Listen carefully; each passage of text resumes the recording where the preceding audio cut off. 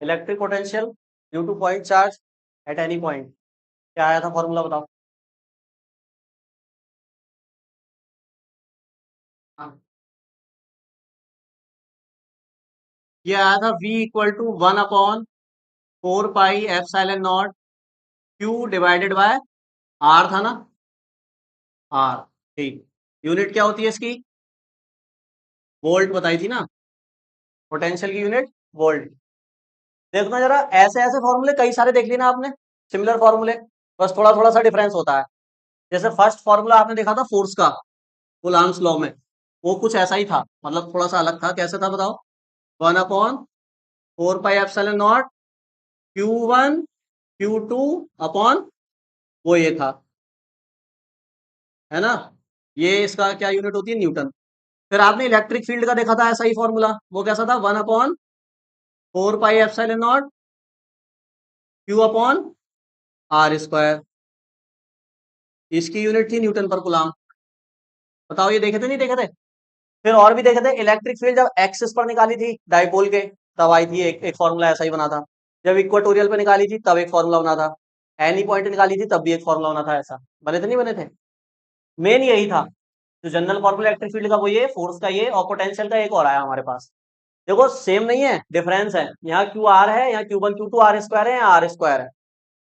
बाकी ये वाला जो फैक्टर है वो सब में से।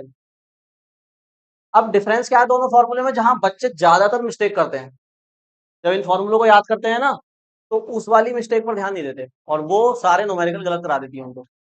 बताओ, फोर्स कैसी क्वांटिटी होती है, स्केलर या वेक्टर, वेक्टर होती है। इलेक्ट्रिक फील्ड कैसी क्वांटिटी होती है, स्केलर वेक्टर, वेक्टर होती है। पोटेंशियल कैसी क्वांटिटी है, ये इलेक्ट्रिक पोटेंशियल स्केलर है वेक्टर है। कैसे पता करते हैं स्केलर वेक्टर का, हाँ, केवल डायरेक्शन देखनी होती है और कुछ नहीं। मैग्नीट्यूड, मैग्नीट्यूड और डायरेक्शन दोनों है तो वेक्टर क्वांटिटी है, और केवल मैग्नीट्यूड से ही एक्सप्लेन हो जा रही है तो फिर वो स्केलर है। अब बताओ पोटेंशियल ये कैसी क्वांटिटी है, बताओ क्रिश। वेक्टर, नहीं वैसे कैसी होती है, हाँ वेक्टर, आप बताओ। तुक्का लगाओ ना, ये भी तो तुक्का ही लगा रहे हैं। स्केलर वेक्टर, वेक्टर, आप बताओ, हैं, वेक्टर ही होगी, क्यों, बिना बताओ, स्केलर, क्यों, सर ने बताया स्केलर होती है, और हम जो 2 दिन से बता रहे हैं तुम्हें, वो नहीं सुना आपने। हम 2 दिन से आपको पोटेंशियल के बारे में बता रहे हैं। क्या होती है डेफिनेशन पोटेंशियल की, क्या होती है, इनफाइनाइट, हाँ वैद्युत विभव क्या होती है,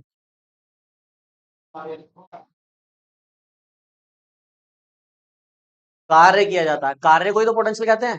कार्य जैसी हो, जैसा होगा वैसा ही पोटेंशियल होगा। कार्य कैसा होता है, स्केलर वेक्टर, कार्य स्केलर होता है ना।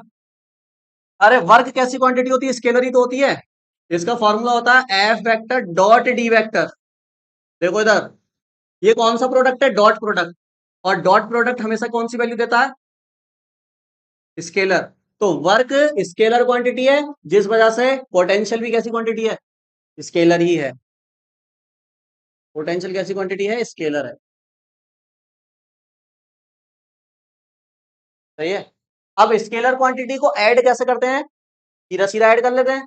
जैसे मान लो आप फ्रूट्स खरीद रहे हो, तो 5 kg फ्रूट्स, आपने एप्पल खरीदे, 2 kg ऑरेंज खरीदे, 2 kg मैंगो खरीदे, आपसे पूछा टोटल कितना खरीदा, तो ऐड कर दोगे ना सीधा सीधा, स्केलर क्वांटिटी तो डायरेक्ट ऐड हो जाती है। ऐसे ही पोटेंशियल भी क्या होगा, अलग अलग जगह अगर आपसे पूछ लिया जाए पोटेंशियल और फिर टोटल पूछा जाए, तो डायरेक्ट क्या कर दोगे, उसको ऐड कर दोगे, सिंपल। इसमें डायरेक्शन देखने की जरूरत है ही नहीं, क्योंकि ये स्केलर क्वांटिटी। क्यों स्केलर है, क्योंकि वर्क को पोटेंशियल कहते हैं, तो वर्क स्केलर है, इसलिए पोटेंशियल स्केलर है। बात समझ में आ गई। ये वेक्टर होती है दोनों। तो इस समय ये क्या लिखे हुए हैं इनके, ये वेक्टर क्वांटिटी है, लेकिन क्या डायरेक्शन लिखी है मैंने इसमें भी, नहीं है, तो ये क्या लिखा हुआ है फिर, केवल मैग्नीट्यूड लिखा हुआ है। मैग्नीट्यूड लिखा हुआ है, इस वजह से यहां पर ये जो Q1 Q2 होते हैं, ये कैसे होते हैं, विदाउट साइन होते हैं, क्योंकि डायरेक्शन नहीं बता रहे ना आप अभी इसकी फोर्स की। डायरेक्शन बताओगे तो साइन बताओगे, फिर निगेटिव मतलब अपोजिट डायरेक्शन, पॉजिटिव मतलब ऐसे डायरेक्शन बताओगे, नहीं बताओगे। तो यहाँ Q1 Q2 विदाउट साइन लेने होते हैं। इलेक्ट्रिक फील्ड का भी ये जो Q है ये भी कैसा होता है, विदाउट साइन होता है, सही है। लेकिन ये जो पोटेंशियल का Q है ना, ये बात ध्यान रखनी, ये विद साइन है, विद साइन। मतलब अगर पॉजिटिव चार्ज का पोटेंशियल निकाल रहे हो तो यहाँ प्लस के क्यू लिखोगे, अगर नेगेटिव चार्ज का पोटेंशियल निकाल रहे हो तो यहाँ माइनस के क्यू लिखोगे। ये गलती हो जाती है, प्लस का ही लिख देते हैं, जैसे इनको विदाउट साइन लिखते हैं ऐसे इसको लिख देते हैं, गलत हो जाता है। तो समझ गए, तो इस चीज को नोट कर लो आप, कौन विद साइन है कौन विदाउट साइन है। देखो क्या कह रहे हैं, सुन लो। फर्स्ट पॉइंट में बोला है, इसमें दो पॉइंट है। कह रहे हैं आवेश 4 × 10⁻⁷ कूलाम के कारण इससे 9 सेंटीमीटर दूरी पर स्थित किसी बिंदु P पर विभव ज्ञात कीजिए। समझ गए क्या बोल रहे हैं, देखो फर्स्ट पॉइंट में कह रहे हैं आवेश है यहाँ पर रखा हुआ, ये चार्ज, इससे 9 सेंटीमीटर की दूरी पर चले जाओ, यहाँ आ गए, यहाँ एक P पॉइंट है, इस पर क्या बताना है, विभव पोटेंशियल। इस चार्ज की वैल्यू दी हुई है, ये वन है, Q कितना है 4 × 10⁻⁷ कूलाम। R कितना हो गया, ये आर ही तो होता था, कल कराया था मैंने, है ना, ये आर होता था, वो इनफाइनाइट तक एक्स लिया था, तो ये आर है। आर कितना हो गया बताओ, 9 × 10⁻⁻2 मीटर, बी निकालना है। इसको करो जल्दी, फिर सेकंड पॉइंट कराऊंगा।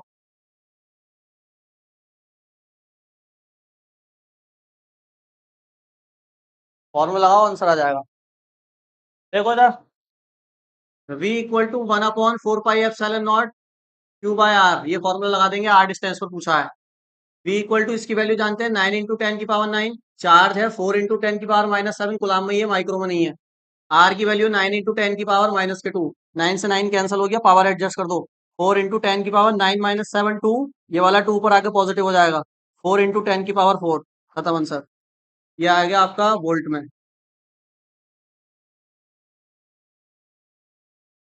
ठीक है।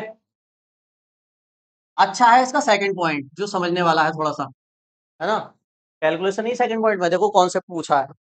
कह रहे हैं क्या, सॉरी, बी पॉइंट में कह रहा है अब आवेश 2 × 10⁻⁹ कूलाम को, देखो ध्यान सुनो, यही सिस्टम है पूरा। एक और दूसरा आवेश है जो इससे छोटा है, इससे बहुत छोटा है, हाँ छोटा है, उसको अनंत से लेकर आ रहे हैं, तो उसको अनंत से बिंदु P तक लाने में किया गया कार्य ज्ञात कीजिए। बी पॉइंट में ये कह रहे हैं, मतलब देखो वही आर्टिकल रिपीट हो रहा है कल वाला। यहाँ इनफाइनाइट पर एक दूसरा चार्ज ले लिया Q0, इसकी वैल्यू दी हुई है 2 × 10⁻⁻⁹ इसको यहां से उठाकर हम यहां ला रहे हैं, तो जो वर्क होगा ना, वर्क, वो बताओ, वर्क बताओ, W बताओ, बताएगा कोई, कैसे करेंगे, W वाला कौन सा फॉर्मूला है, फोर्स वाला, तो W वाला तो यही था ना, बस यहाँ Q0 था, है, क्या कह रहे हो, Q × V, हाँ वही लगाएंगे। तुम जो बता रहे हो वो भी वही बता रहे हो, देखो तुम जो बता रहे हो वो यहाँ Q0 है W वाले में, तो ये पूरी वैल्यू V तो है, तो V × Q कह दो डायरेक्ट, सीधा सीधा, है ना। हाँ, या ऐसे समझ सकते हैं, हमने आपको फॉर्मूला बताया था एक V का, V = W/Q बताया था, यहां से W निकालो, क्या आएगा बताओ, Q भी तो आएगा। अब चार्ज को Q0 मान रहे हो तो Q0 लिख दो यहाँ, सही है। V तो पता चल गया ना आपको, P पॉइंट पे कितना V है, ये निकाला है अभी आपने V, है ना, तो V की वैल्यू ये वाली रखो, Q0 की वैल्यू दी हुई है, वर्क निकालो, करो, सिंपल मल्टीप्लीकेशन है। 2 × 10⁻⁹, 4 × 10⁴, तो क्या आएगा हमारा 8 × 10⁻⁻,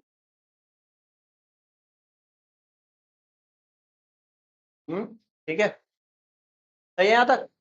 अब इस बी पॉइंट में है ना, एक और लाइन पूछी है बी पॉइंट के अंदर ही, कह रहे हैं कार्य बता दो, कार्य बता दिया हमने, अब जो पूछा है वो आप बताओगे। कह रहे हैं क्या उत्तर जिस पथ के अनुदिश आवेश को लाया गया है उस पर निर्भर करता है।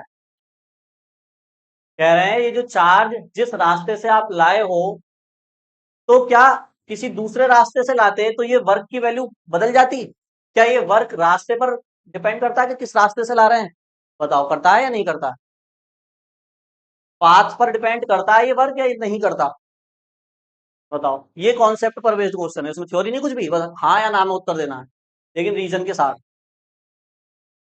बताओ, क्या अगर मैं इसको ऐसे लाता पी पॉइंट पर, तो ये वाला वर्क क्या चेंज हो जाता या नहीं होता? चेंज हो जाता। कैसे? यहां पर पाथ की वैल्यू कहीं रखी है हमने फॉर्मूले में? अगर मैं कहता ये वाला वर्क कैलकुलेट करो, तब भी तो तू यही फॉर्मूला लगाता ना। दूरी क्यों देख रहा है? हम क्या निकालना है, दूरी निकालना है क्या? हम पोटेंशियल निकालना है। तो पोटेंशियल का फॉर्मूला है वर्क और क्यू नॉट। यहाँ से वर्क निकालोगे तो क्यू नॉट इंटू बी। इसमें कहीं पे लिखा है मैंने कि दूरी ज्यादा होगी तो ये मत लगाना, दूरी कम होगी तो ये मत लगाना, नहीं लिखाना। यानी पाथ कहीं से भी लाओ आप, पाथ पर डिपेंड नहीं करता वर्क डन। क्यों नहीं करता आप बताओ? ये पाथ पर डिपेंड क्यों नहीं कर रहा है? नहीं करता वो तो समझ गए हैं। तो क्या हुआ? इनफाइनाइट का मतलब यह मैंने पहले ही बताया, फिजिक्स में इनफाइनाइट वो वाला इनफाइनाइट नहीं है। फिजिक्स में इनफाइनाइट का मतलब है कि ये डिस्टेंस बहुत कम है और ये बहुत ज्यादा है। तो जो बहुत ज्यादा है ना उसको इनफाइनाइट कह देते हैं फिजिक्स में। चीटी को उठा के बोर्ड पर रख दे, चीटी के लिए बोर्ड क्या हो गया? तो बोर्ड इनफाइनाइट है क्या? नहीं है ना, वो वाला इनफाइनाइट है फिजिक्स में। अगर इनफाइनाइट समझोगे तो चार्ज आएगा ही नहीं, तो वर्क होगा ही नहीं, तो फिर तो सब बातें फिजूल की हो गई है ना। हाँ, तो ये समझ गए, पाथ पे डिपेंड नहीं करेगा वर्क। चाहे ऐसे लाओ, चाहे ऐसे लाओ, चाहे ऐसे लाओ, इसको घुमाते फिराते ऐसे करके किसी भी पाथ से लाओ आप, वर्क उतना ही होगा जितना होगा। ये पाथ पर डिपेंड नहीं कर रहा। इसका रीजन ये है, पहला रीजन तो ये है जो मैंने बताया भी था तुम्हें, कि यहां पर जो फोर्स लग रही है ना इस चार्ज के अगेंस्ट, वो कौन सी फोर्स है? इलेक्ट्रिक फील्ड है, यानी इलेक्ट्रिक फोर्स है। इलेक्ट्रिक फोर्स है ना। और मैंने बताया था इलेक्ट्रिक फोर्स कैसी फोर्स होती है? कंजर्वेटिव। कैसी फोर्स होती है? कंजर्वेटिव। और कंजर्वेटिव फोर्स की डेफिनेशन यही होती है कि उसके अगेंस्ट किया गया वर्क पाथ पर डिपेंड नहीं करता। ऐसे ग्रेविटेशनल फोर्स भी कंजर्वेटिव है। यहां पर ए पॉइंट ले लूं, यहां बी पॉइंट ले लूं, अब ए से बी किसी भी रास्ते से ले जाओ, हमेशा वर्क कितना आएगा? सेम ही आएगा, क्योंकि ग्रेविटी के अगेंस्ट वर्क कर रहे हो। और ग्रेविटेशनल कंजर्वेटिव है, इसलिए पाथ पर डिपेंड नहीं करेगा वर्क। बात समझ आ गई? ऐसे इलेक्ट्रिक फोर्स कंजर्वेटिव होती है तो पाथ पर डिपेंड नहीं करेगा। क्यों नहीं कर रहा उसको भी और डिटेल से हम समझेंगे। देखो देखो क्यों नहीं कर रहा। जैसे मान लो यहाँ पे मैं स्ट्रेट लाइन बना देता हूँ, ध्यान समझना, जिसकी समझ में आ जाए अच्छी बात है। ये मैंने एक स्ट्रेट लाइन बना दी, सीधा रास्ता है एक हमारा, चार रास्ते दिख रहे हैं आपको मैं यहाँ पर।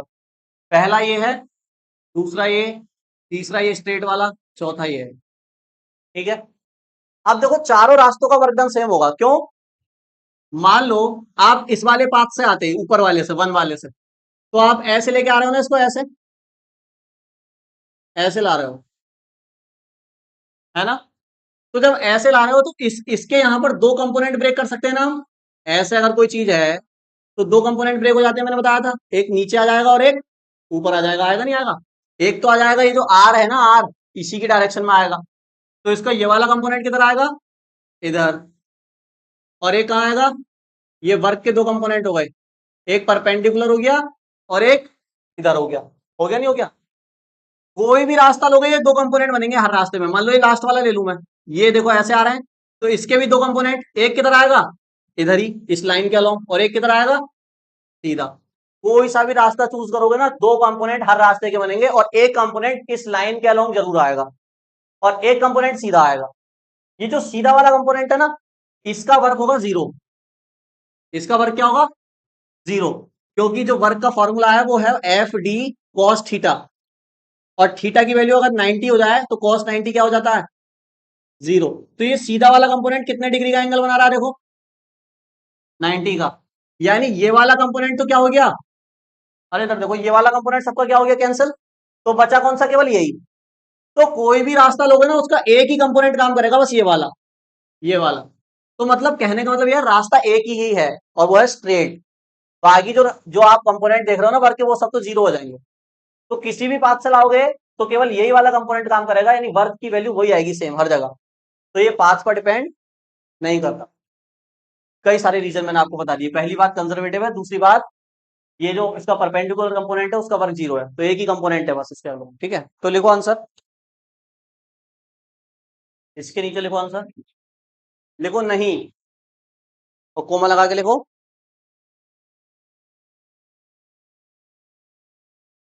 वर्क पथ पर निर्भर नहीं करेगा, नहीं करेगा, क्योंकि क्योंकि किसी भी पथ पर क्योंकि किसी भी पथ पर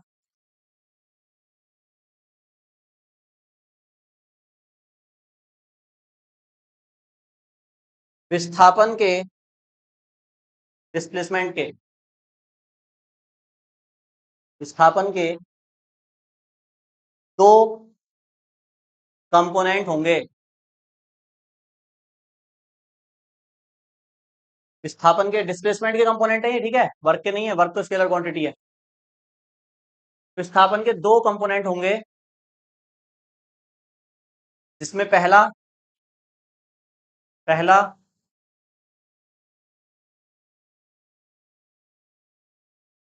आर वेक्टर की तरफ होगा।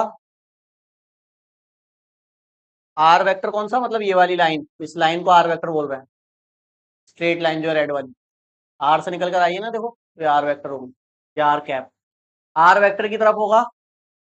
और दूसरा दूसरा किधर होगा बताओ? एक तो आर की तरफ आ जाएगा और दूसरा कहां चला जाएगा इसके परपेंडिकुलर, देखो एक तो इधर आ जाएगा ये, और एक कहां चला जाएगा सीधे ऊपर, डिस्प्लेसमेंट का दूसरा कंपोनेंट, और दूसरा आर वेक्टर के परपेंडिकुलर होगा, परपेंडिकुलर होगा।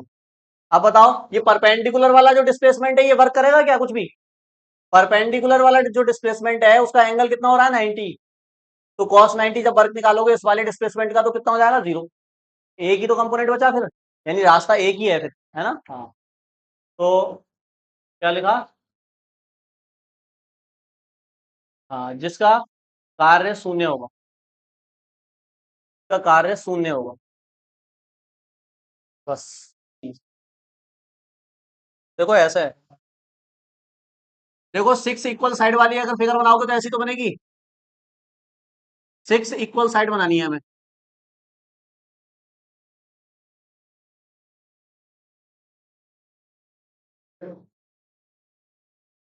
देखो 6 इक्वल साइड की फिगर ऐसे ही बन सकती है और किसी तरीके से नहीं बन सकती। आप बना के दिखा दो। कंडीशन ये है सारी साइड इक्वल हो तो यही बनेगी। 6 हो गई ना, गिन लो। 5 है एक और बनेगी। हाँ बताओ।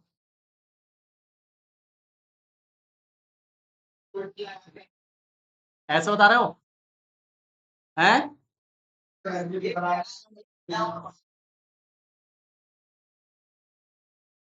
ना ये इसको कह रहे हैं मैंने जैसा अभी कहा था ना कि और कोई बन सकती है, नहीं तो इन्होंने कहा ये बन सकती है, तो ये इसी को तो रोटेट करा है, तो चीज तो वही है यार, है ना?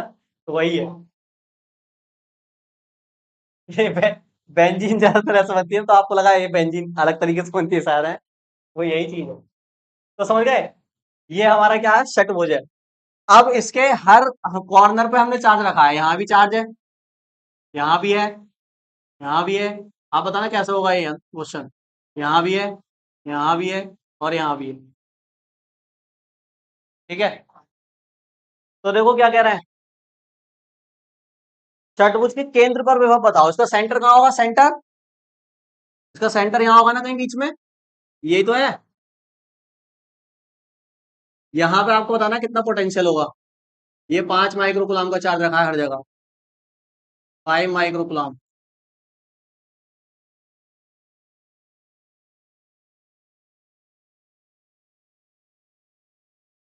ठीक है।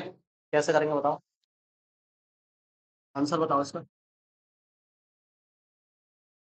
कैसे करोगे अप्रोच? डिस्टेंस 10 है, 10 सेंटीमीटर की साइड है ये सब, एक दे दी ना 10, और सम षटभुज बोल दिया मतलब सारी 10 है। कैसे करोगे बताओ जरा, क्या? एक की निकाल देते हैं पहले, फिर 6 से मल्टीप्लाई कर देंगे, बिल्कुल सही। एक का कैसे निकालेंगे?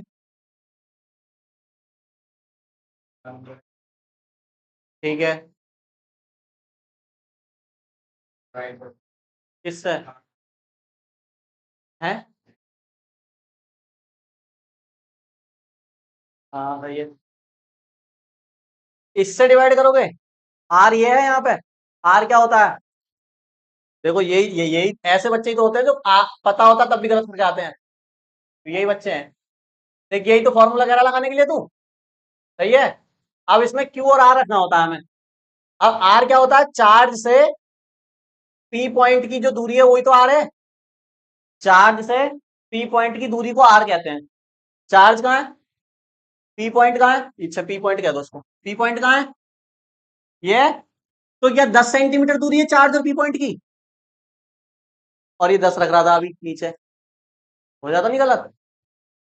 देखो डिस्टेंस लेनी है चार्ज से पी पॉइंट की, ना कि इसकी साइड। साइड तो इधर है ना। तो चार्ज से पी पॉइंट की डिस्टेंस ये होगी ये। अगर एक चार्ज को लिया है तो ये होगी, इससे ये होगी, इससे ये होगी, इससे ये होगी, इससे ये होगी। हम एक का निकालेंगे पोटेंशियल और मल्टीप्लाई कर देंगे 6 से, क्योंकि स्केलर क्वांटिटी है। डायरेक्ट हो जाती है एकदम ये ना। अब बताओ ये डिस्टेंस कितनी होगी? बता देगा कोई स्टूडेंट ये वाली डिस्टेंस कितनी है? सोच के बताना। बताओ कितनी होगी भाई? ये सब इक्वल है ना, ये सब इक्वल है। ये कितनी है? ये भी 10? पक्का? जैसे तुक्का लगाया है। नहीं पक्का बताओ। 5 लग रही है। पक्का है तुक्का? तुक्का पक्का? 5? क्या? क्या होगी? नोटा? तुम बताओ भाई कहाँ पे? समझ में नहीं आ रहा कैसे निकालेंगे? ए यार मैथमेटिक्स नहीं पढ़ी इसमें, मतलब ज्योमेट्री। तुक्का पक्का? पक्का कैसे होगी बता।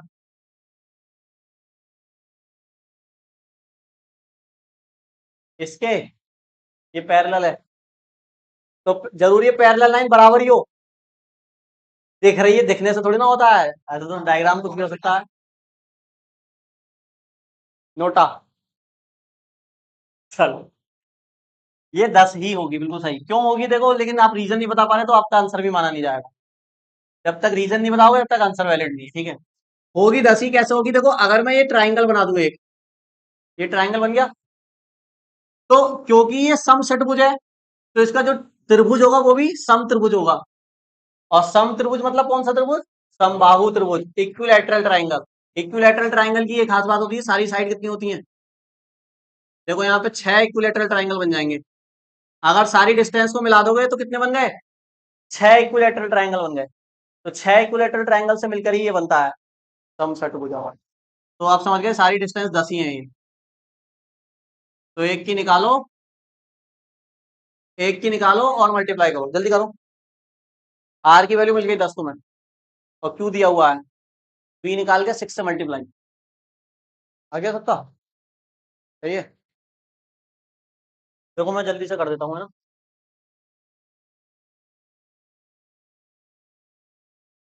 ये आप फॉर्मूला लगा देंगे, बी बराबर 1/4 pi epsilon naught Q upon R. यही होता है। तो इसकी वैल्यू रखोगे तो ये आएगा 9 × 10⁹ क्यू की वैल्यू 5 × 10⁻⁻6, आर की वैल्यू रखेंगे आप 10 × 10⁻⁻2 मीटर में कन्वर्ट करके, ठीक है। तो यहाँ से क्या होगा देखो, 5 9 जा 45 हो जाएगा ये। सही रखी ना वैल्यू सब मैंने? ठीक है। 5 9 जा 45, 9 में से 6 गया 3, 1 में से 2 गया -1 ऊपर आएगा +1 हो जाएगा। तो 45 × 10 की पावर कितना आ गया ये 4। अब ये एक चार्ज की वजह से है सबकी वजह से है? एक की वजह से है, हमें सबकी वजह से बताना है। बच्चे यही छोड़ के आ जाते हैं, आंसर आ गया लोग। गलत है ये। तो ये आ गया आपका वोल्ट में। तब total, total potential at point P. तो टोटल निकालोगे तो टोटल जो आएगा ना वी टी, वो बराबर होगा 6 × वी के। एक की वजह से जो लग रहा है 6 से मल्टीप्लाई कर दो उसकी। तो वी टी आएगा 6 × 45 × 10⁻⁴। और जब इंटू करोगे इसकी तो ये आएगा 270 × 10⁻⁴ वोल्ट। ये आंसर है, ठीक है। तो ये फिगर वाले क्वेश्चन बहुत आसान होते हैं। कोई भी फिगर दे सकता है, रेक्टेंगल, स्क्वायर, है ना। तो उसके अकॉर्डिंग बस आपको क्या पता होना चाहिए? चार्ज कितना है और चार्ज से डायरेक्ट डिस्टेंस कितनी है, बस। इस डिस्टेंस पे मत भटक जाना। यहाँ एक तुक्के की बात है कि सेम आ गई है क्योंकि उसने इक्विलेटरल दे दिया है। कहीं कहीं पे सेम नहीं भी आ सकती है तो आपको फिर निकालनी पड़ेगी पाइथागोरस वगैरह लगा लगा के, है ना, जैसे भी निकालते हो आप ज्योमेट्री में। वहां पे देख 9 में से 6 घटा कितना आएगा? 3 आ गया, सही है। यहाँ एक पावर है नीचे 10 पर, ये इसमें से 2 घटाएगा, माइनस का एक आएगा नीचे पावर पे, वो ऊपर आके प्लस हो गया, इसमें ऐड हो गया। बिठा दू स्क्वायर होगा तो क्या दिक्कत है? तो वो उसकी साइड निकालनी पड़ती ना आपको। जैसे मान लो ये होता, स्क्वायर होता, 10 सेंटीमीटर का स्क्वायर होता है, ये ले लेते हैं मान लो, चलो। और यहाँ चार्ज रखे हुए हैं, ठीक है। और यहाँ पर आपसे पूछ लिया पी पॉइंट पर, है ना। तो अब मैंने बताया ना वही। अब बताओ कितनी आएगी ये डिस्टेंस? अब बताना। अब भी यही आएगी। अच्छा, अब ये कैसा आ जाएगी यार? कहाँ बना इक्विलेटरल अब?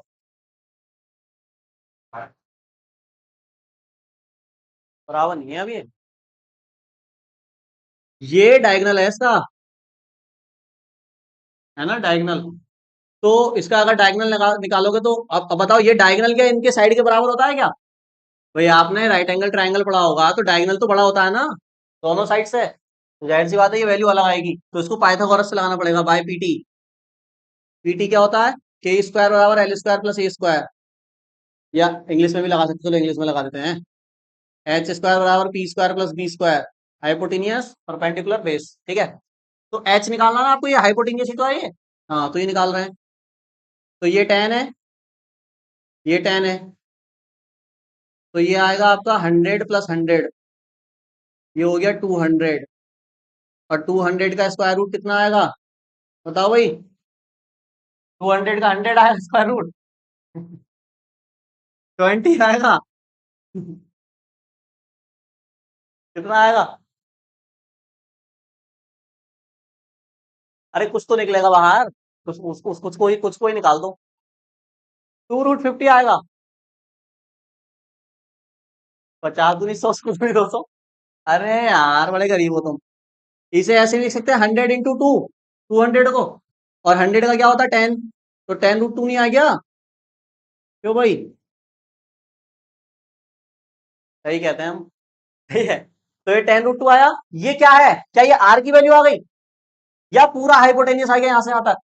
पूरा हाइपोटेनियस आया है, आर तो केवल इतना होगा ना। तो इसका क्या करोगे आप? हाफ। तो ये आएगा 5√2, और ये क्या आएगी? 5√2। ऐसे ये वाली डिस्टेंस भी क्या होगी? 5√2। ये वाली भी क्या होगी? 5√2। अब ये है आर आपका, है 2√50। तो 50 की भी, 50 के तो फिर फैक्टर हो जाएंगे ना। भाई रूट में किस वैल्यू को छोड़ रहे हो जिसके फैक्टर ही ना हो? 50 को फिर लिख दोगे तुम 25 × 2, तो 5 आ जाएगा। तो 5 × 2 = 10 ही आएगा, जाहिर सी बात। ठीक है, तो समझ गए। बड़ा हंस रहा भाई। आर की वैल्यू कुछ भी हो सकती है, आर की वैल्यू कुछ भी हो सकती है। देखो यहाँ सेम नहीं आई, बस बढ़ जाए आगे, बढ़ जाए। अब एक अच्छा क्वेश्चन करते हैं। 2.12।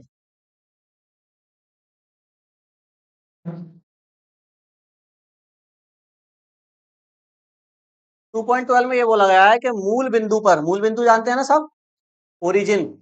ओरिजिन क्या होता है? एक्स वाई जेड, जहां तीनों एक्सिस मिलती हैं वो जो पॉइंट होता है। क्या कोऑर्डिनेट होते हैं ओरिजिन के? 0,0,0 अगर 3D में है तो। चलो, तो ओरिजिन का, ओरिजिन पर एक चार्ज रखा हुआ है 8 माइक्रो कूलम का। माइक्रो नहीं है, मिली कूलम है, एम बना हुआ है ना। ध्यान रखना, माइक्रो का सिंपल ऐसे होता है, यू म्यू वाला। और स्मॉल एम अगर बना दिया तो वो मिली है फिर। तो 10 की पावर कितने से करेंगे मिली में? -3 से करेंगे मिली के लिए, है ना। जैसे मिली किलोमीटर, मिलीमीटर होता है ना, ऐसे ही वही वाला मिली। तो आवेश अवस्थित है कहां पर? ओरिजिन पर। अब क्या करें, 2 × 10⁻⁹ कूलाम के एक छोटे से आवेश को बिंदु P, और उसके कोऑर्डिनेट दिए हैं बिंदु P के 0,0,3। अब माइंड में इमेजिन कर लो कहां होगा। सेंटीमीटर से बिंदु R 0,6,9, ये आर के कोऑर्डिनेट है, से होकर बिंदु Q 0,4,0 के कोऑर्डिनेट है, तक ले जाने में किया गया कार्य बताओ। ये क्वेश्चन है, देखो। तो इसके लिए आपको क्या बनाना पड़ेगा, देखो पूरा वो बनाना पड़ेगा, एक्स वाई जेड एक्सिस का पूरा ग्राफ, है ना। तो हम बना देते हैं, देखो एक एक्सिस ये है, एक एक्सिस ये है, एक एक्सिस ये, ठीक है। तो हम इसको कह देते हैं एक्स एक्सिस, इसको कह देते हैं वाई, इसको कह देते हैं जेड। ये एक्स वाई जेड एक्सिस का हमने क्या बना दिया, ग्राफ। देखो ये जरूरी नहीं है कि एक्स इधर ही हो, तुम देखते हो ना एक्स इधर आता है, वाई इधर आता है, जेड इधर आता है, जरूरी नहीं, किसी को भी चेंज कर सकते हो इस तरह से। बस ये साइकिल सही होनी चाहिए। अगर मैं इसको ऐसे बना देता तो गलत हो जाता, देखो अगर मैं इसको ऐसे कर देता ना, Z Y X, Z Y X कह दिया मैंने, ये गलत है। क्यों गलत है, देखो ये वाला जो एंटी क्लॉक वाला जो साइकिल है ना, ये सही होना चाहिए। एक्स के बाद क्या आता है, वाई के बाद जेड, अब यही क्रम होना चाहिए, एक्स यहाँ लिख दो, वाई यहाँ लिख दो, जेड यहाँ लिख दो, सही है। एक्स यहाँ लिख दो, वाई यहाँ लिख दो, जेड यहाँ लिख दो, सही है। तो ये कौन सा पैटर्न है, एंटी क्लॉक वाइज का। ये पैटर्न अगर नहीं हो रहा तो गलत बनाया फिर आपने ये याद रखना ये बात। देखो इसमें देखो क्या है, जेड के बाद क्या आ गया, जेड के बाद वाई आता है क्या, गलत हो गया ना। वाई के बाद क्या आ गया, एक्स है, जेड के बाद तो कुछ नहीं आता ना। तो ये अगर ऐसा ग्राफ बना दिया ना किसी ने, तो समझ लो वो गलत है। यहाँ कौन सा क्लॉकवाइज है, एंटी क्लॉकवाइज सही होना चाहिए, समझ गए। तो बहुत से जल्दी जल्दी में बना देते हैं कि ये एक्स ये वाई ये जेड, तो गलत भी बन जाता है कभी कभी उनसे, ठीक है। ये पैटर्न फॉलो होना चाहिए। चलो कहीं भी ले सकते हो, लेकिन कहीं भी लेने का रूल है इसका भी एक, कहीं कहाँ एक्स लेना है कहाँ वाई लेना है। चलो इधर देखो अब यहाँ कह रहे हैं ओरिजिन पे चार्ज दिया हुआ है, ओरिजिन पे कितना चार्ज रखा हुआ है बताओ, तुम कहां से बताओगे। 8 m स्मॉल m और c, ये चार्ज रखा हुआ है ओरिजिन पर, सही है। इसको क्यों कह देते हैं हम, तो गिवन है, क्वेश्चन समझो ध्यान से। क्यू की वैल्यू गिवन है 8 मिली कुलाम, कन्वर्ट करोगे 8 × 10⁻³ ये क्यू की वैल्यू है। अब एक दूसरा और चार्ज है, उसको घुमा रहे हैं हम इसके अंदर। तो जो दूसरा चार्ज है ना Q0, उसकी वैल्यू दी हुई है, उसकी वैल्यू है 2 इंटू माइनस का -2 × 10⁻⁻⁹ ये चार्ज इसमें घूमेगा। पहले तो जाएगा ये पी पॉइंट पर, पी पॉइंट के कोऑर्डिनेट दिए हुए हैं 0,0,3, 0,0,3, बताओ कहां होगा, इसमें बताओ कहां होगा ये पॉइंट।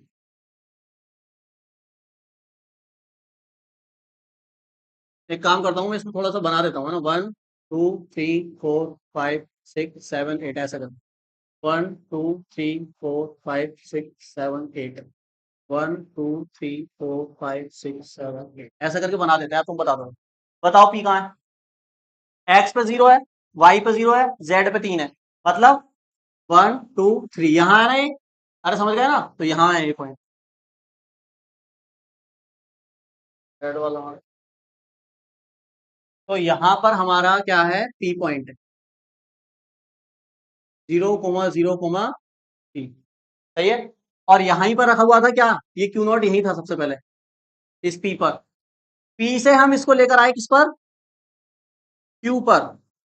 पी से हम इसको पी से उठाया और क्यू पे ले गए, और क्यू मतलब कहाँ ले गए, देखो कोऑर्डिनेट क्यू के दिए हुए हैं, क्यू के कोऑर्डिनेट है आपके, सॉरी पी से आर पर ले गए हैं ना, पी से पहले आर पे ले गए, फाइनल पोजीशन है क्यू की। आर के कोऑर्डिनेट है 0,6,9, बताओ कहाँ होगा, बताओ 0,6,9,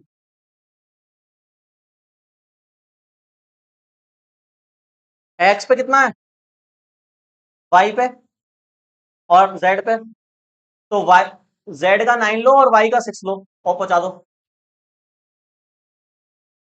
वाई का कितना लेना है, वाई का कोऑर्डिनेट 6 लेना है, तो वाई पर 6 चलो, 1 2 3 4 5 6, यहाँ नहीं है पॉइंट, जेड पे 9 है, तो जेड पे 9 चलो, इस पे पॉइंट लगा देता हूँ ऐसे करके, जेड पर 9, 1 2 3 4 5 6 7 8, अच्छे तो 9 है ही ना तो बढ़ा के 9 लगा दो, ये 9 और ये, सही है। तो यहाँ आ रहा है ना 9, तो जेड पे 9 ये और वाई पे 6 ये, तो इनके बीच में जो पॉइंट होगा ना दोनों के, वहां होगा ये।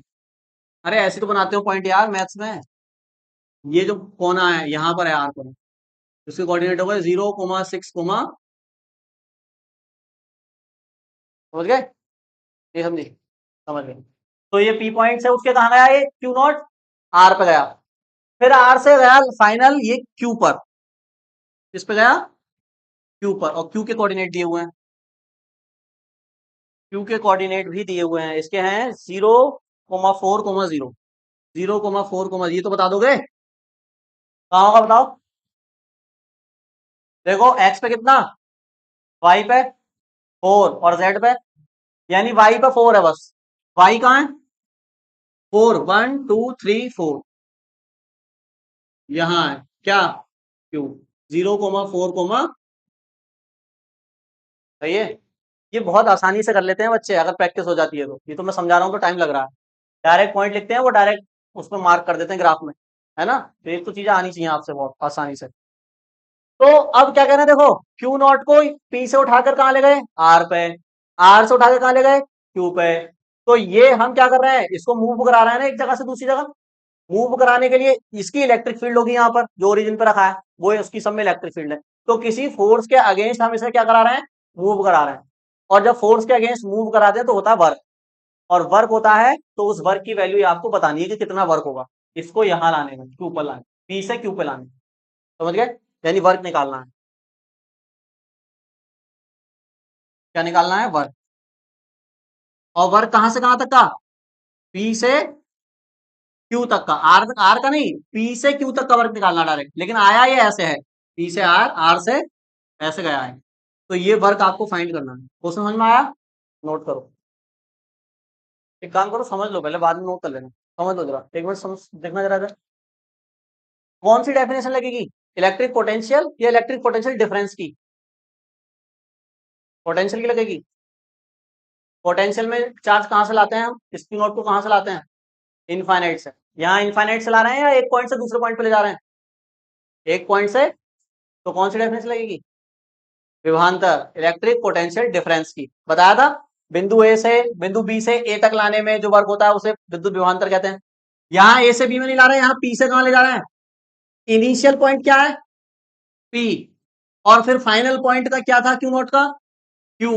बीच वालों से कोई मतलब नहीं है, इनिशियल पॉइंट देखना होता है और कहां था और अब कहां है, उन दोनों के बीच का क्या लेते हैं, पोटेंशियल डिफरेंस, उसी को तो पोटेंशियल डिफरेंस कहते हैं। तो वर्क का फॉर्मूला क्या होता है, जैसे अभी हमने पीछे क्वेश्चन में वर्क निकाला था तो क्या होता था, क्यू इंटू वी, यही तो होता था। लेकिन वो इलेक्ट्रिक पोटेंशियल था, यहाँ पोटेंशियल डिफरेंस है, तो यहाँ डिफरेंस लिया जाएगा पोटेंशियल का। अब कैसे निकलवाया था मैंने डिफरेंस बताओ, फाइनल माइनस इनिशियल, जहां ले जा रहे हो, ये बी पॉइंट था, ये ए पॉइंट था, यहां से क्यू नोट को ला रहे थे ए पर, तो कैसे लिखवाया था, V A minus V B, जहां ला रहे हो उस पॉइंट का पोटेंशियल, जहां से ला रहे हो उसका, माइनस करोगे और ये इक्वल आ जाता था किसके, डब्ल्यू अपॉन क्यू नॉट, ये तो था। तो यहां से अगर डब्ल्यू निकालोगे तो क्यू नॉट इंटू में आ जाएगा, तो यही तो फॉर्मूला लिख रहे हैं हम। तो क्यू मतलब यही क्यू नॉट, और यहां क्या लिखा जाएगा, वी क्यू लिखा जाएगा पहले, है ना, माइनस क्या, वी पी, समझ गया ना। जहां लाते हैं उसका लिखते हैं पहले, फिर माइनस जहां से लाते हैं उसका लिखते हैं। तो ये पोटेंशियल डिफरेंस, तो क्यू पर लाए हैं फाइनल तो वी क्यू, माइनस पी से लाए हैं तो वी पी, ठीक है। अब इससे आपको वर्क कैलकुलेट करना है, लेकिन आपको ये नहीं पता ना वी क्यू कितना है और वीपी कितना है, ये नहीं पता। तो पहले निकालना पड़ेगा क्या, वी क्यू, फिर निकालना पड़ेगा वीपी, क्यू नोट तो पता है, इसकी वैल्यू तो पता है आएगी। तो वी क्यू के लिए फॉर्मूला लगा देंगे पोटेंशियल वाला, क्या होता है, 1/4 पाई एप्सिलॉन नॉट, फिर यहाँ क्यू अपॉन आर, कौन सा आर, मतलब आर, हाँ, चार्ज देखो ये आएगा, क्यू क्या है, ये है ना, और क्यू पॉइंट की डिस्टेंस क्या है, आर वही होगा जो क्यू पॉइंट का डिस्टेंस होगा। क्यू पॉइंट का डिस्टेंस बताओ यहां से, इस चार्ज से निकालना पोटेंशियल, इससे क्यू पॉइंट का डिस्टेंस कितना है, 4 ही तो है, ये सब सेंटीमीटर में है, 4 है ना। तो आर की वैल्यू क्या हो गई यहाँ, और क्यू की वैल्यू ये हैगी, वी क्यू निकल जाएगा। फिर ऐसे ही क्या निकालोगे, पी पी, तो पी पॉइंट की डिस्टेंस बताओ कितनी है, ओरिजिन से, पी पॉइंट की, ये वाला है, ये पी पॉइंट है, तो कितनी है ये, 3। तो आर की वैल्यू क्या हो जाएगी यहाँ पे, आर की वैल्यू कितनी हो जाएगी, 3, और क्यू की वैल्यू आपको दे रखी, वी क्यू और वीपी निकालकर इक्वेशन फर्स्ट में रख देना, आंसर आ जाएगा, समझ गए। घर से कैलकुलेट करके लाना है इसको, ना हो तो मैं करा दूंगा। हम्म। ठीक है, देखो बहुत अच्छा क्वेश्चन है, एग्जाम में ऐसे ही आते हैं क्वेश्चन। कह रहे हैं दो आवेश हैं, देखो मैं समझाता हूँ। एक चार्ज यहाँ है Q1, एक चार्ज यहाँ है Q2। दोनों के बीच का सेपरेशन दिया है 16 सेंटीमीटर। 16 सेंटीमीटर का डिस्टेंस है दोनों के बीच। ठीक है। अब Q1 की वैल्यू भी दी है, Q2 की वैल्यू भी दी है, यहाँ लिख लेते हैं कितनी कितनी है। Q1 दिया है कितना, माइनस का 8 कूलाम, ये Q1 है। और Q2 कितना है बताओ, -8 कूलाम। देखो ये माइनस में है, मैंने विद साइन लिखा है ना। चलो, तो कह रहे हैं इनके बीच।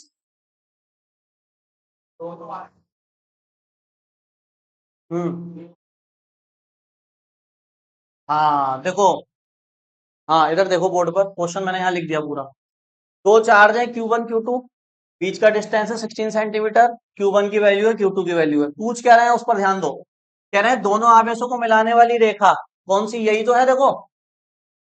ये जो लाइन है, ये बीच में से जो जा रही है, यही तो इनको मिला रही है। इधर भी होगी ये लाइन, इधर भी होगी, सेंटर से भी होगी, इनके बीच में से भी जा रही होगी। तो ये है इनकी line of joining. Line of joining मतलब इस लाइन पर ही दोनों चार्ज रखे हुए हैं। तो कह रहे हैं इस लाइन के किस पॉइंट पर इलेक्ट्रिक पोटेंशियल जीरो हो जाएगा। वो उसकी डिस्टेंस बतानी है तुम्हें, वो बताना है वो पॉइंट कहां पर है। मतलब इस चार्ज से कितनी दूर है वो पॉइंट, या इस चार्ज से कितनी दूर है, किसी भी चार्ज से बता दो, एक से बतानी है। तो अब देखो यहां पर पूछ रहे हैं इस लाइन पर वो कहीं भी हो सकता है पॉइंट, और उस पॉइंट पर पोटेंशियल क्या हो जाएगा, जीरो। अब पहले ये समझो पोटेंशियल जीरो हो क्यों रहा है। देखो ये Q1 चार्ज कैसा है, ये पॉजिटिव चार्ज है।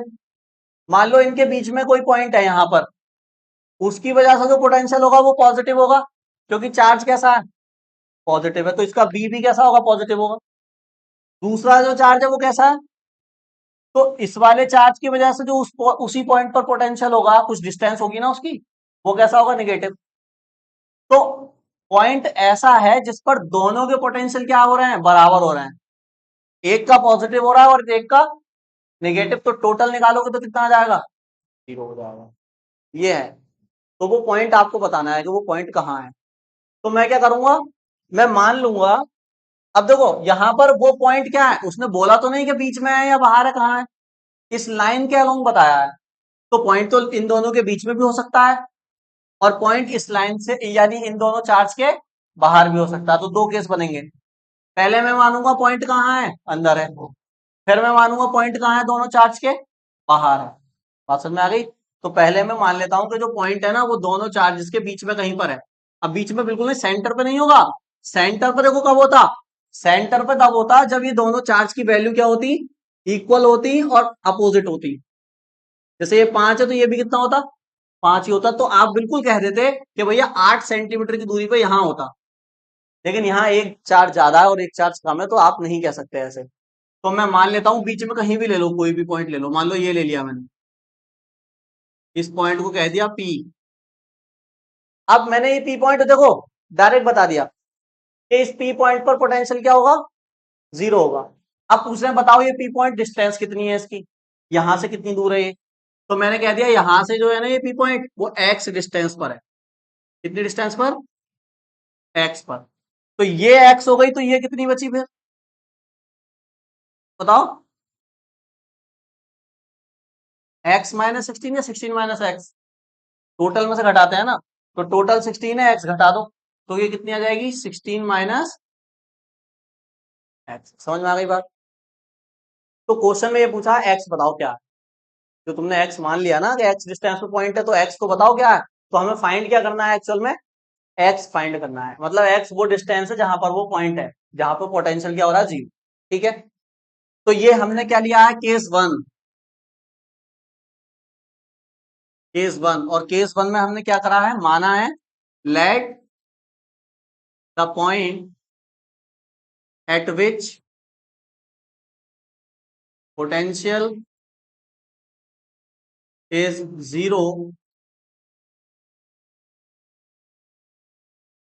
इनसाइड, या ऐसे लिखो बिटवीन बिटवीन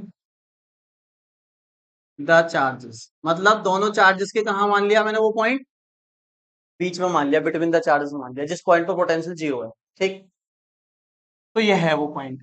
तो अब आपको कुछ नहीं करना है, इस चार्ज से इस पॉइंट पर कितना पोटेंशियल होगा वो निकालो, फिर इस चार्ज से इस पॉइंट पर कितना पोटेंशियल होगा वो निकालो, और अकॉर्डिंग टू क्वेश्चन हम क्या कह रहे हैं, दोनों को ऐड करके आंसर क्या आ जाएगा, जीरो। तो हम इसकी वजह से पोटेंशियल निकालेंगे, इसकी वजह से पोटेंशियल निकालेंगे, दोनों को ऐड करेंगे और आंसर पे क्या लिख देंगे, जीरो। अब इसकी वजह से जो पोटेंशियल निकलेगा उसमें एक्स आ जाएगा, फिर क्योंकि इक्वल में जीरो होगा तो एक्स की वैल्यू आ जाएगी निकल के, बस इतना आसान क्वेश्चन है। तो बताओ इसकी वजह से पोटेंशियल, फॉर्मूला लगाओ, इसको मान लो वी ए है, ये ए पॉइंट पर रखा है और ये बी पॉइंट पर रखा है, तो वी ए निकालो। मैंने बताया था डिस्टेंस पे पोटेंशियल पूछेगा तो थर्ड वाला फॉर्मूला लगेगा, क्या था, 1/4 पाई एप्सिलॉन नॉट, फिर तो Q1 है ना, Q1/R, आर है डिस्टेंस कितनी है बताओ, Q1 से डिस्टेंस कितनी है पी पॉइंट की, एक्स, तो आर की जगह क्या आएगा, सही है। अब इस वाले चार्ज की वजह से निकालो इसको पोटेंशियल, तो वी बी निकालो, तो ये क्या आएगा, 1/4 pi epsilon not, Q2 upon बताओ नीचे क्या आएगा, 16 माइनस एक्स। अब according to question at P point, at point P potential कितना है बताओ, इधर देखो पहले, पोटेंशियल कितना है पी पॉइंट पर, जीरो, यानी दोनों को ऐड करूंगा तो आंसर क्या आएगा, जीरो आएगा। अब वी ए और वी बी की वैल्यू जो आपने निकाली है उनको यहाँ पुट कर दो, और Q1 Q2 की वैल्यू भी यहां से रख देंगे हम, ठीक है।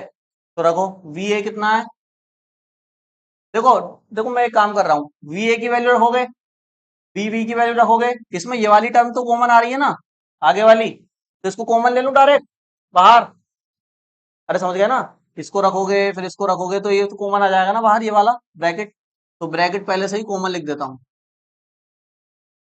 तो बताओ अंदर क्या आएगा, Q1/x और plus Q2/16 minus equal to में, सही है, ये बात समझ में आ गई। Q1 Q2 की वैल्यू रखो जरा, 1/4 पाई एप्सिलॉन नॉट, Q1 कितना है बताओ, 5 × 10 की पावर, नीचे Q2 की वैल्यू बताओ, माइनस क्या है ना देखो, तो प्लस माइनस क्या हो जाएगा, 3 × 10 की पावर अपॉन में 16 माइनस इक्वल टू में, कुछ और भी कॉमन आ गया क्या दोनों में, उसको भी बाहर ले लो, बताओ क्या कॉमन है, 10⁻⁻8 कॉमन है, बिल्कुल सही। तो 10⁻⁻8 और डिवाइड में 4 पाई एप्सिलॉन नॉट, ये पूरी वैल्यू बाहर आ गई कॉमन, ठीक है भाई, ऊपर 1 से इंटू कर दी मैंने 10⁻⁻6, तो यहाँ क्या बचा, 5/x minus 3/16 minus X equal to में क्या, जीरो। हमें फाइंड करना था एक्स, ये डिस्टेंस कितनी है, तो अब बहुत आसानी से कर सकते हैं। अब यहाँ बताओ क्या होगा, हाँ भाई यहाँ बताओ क्या होगा, एलसीएम ले लेंगे, इसका क्या करेंगे, इसका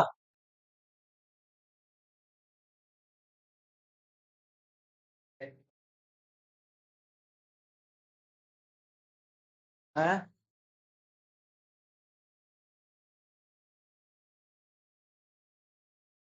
क्यों लगा रहे हो वैल्यू, ये मल्टीप्लाई में ही तो है, तो ये सारा का सारा जीरो में चला गया ना, खत्म, सही कहता हूँ मैं तो, अरे समझ गए, जीरो वाली जो इंटू में होती है चीज वो जीरो के डिवाइड में जाएगी, और जीरो से डिवाइड करोगे खत्म, फालतू में कैलकुलेशन बड़ी करनी, समझ गए। अब बताओ, अब मैं जो समझाना चाह रहा था उस पॉइंट पे आ जाता हूँ।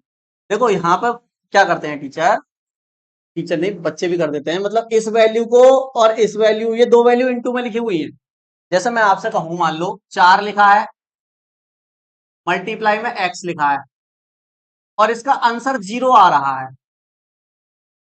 तो ये आंसर जीरो आया है, तो कौन सी वैल्यू इसमें जीरो है, 4 या x, x जीरो हुआ होगा, तभी तो x की मतलब जीरो की मल्टीप्लाई 4 से करी होगी, तभी तो आंसर जीरो आया होगा।